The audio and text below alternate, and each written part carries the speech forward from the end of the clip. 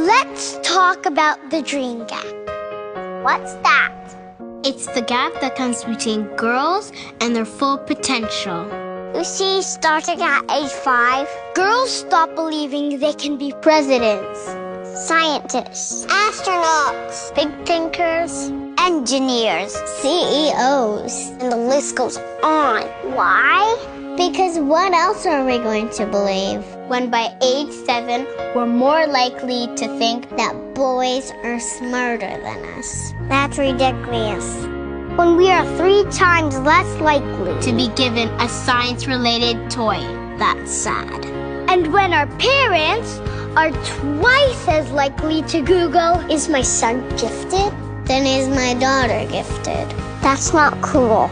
We need to see brilliant women being brilliant and see how they got to where they are.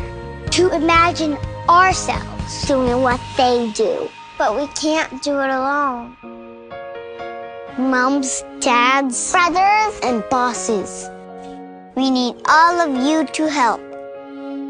We need to close the dream gap. It's up to all of us.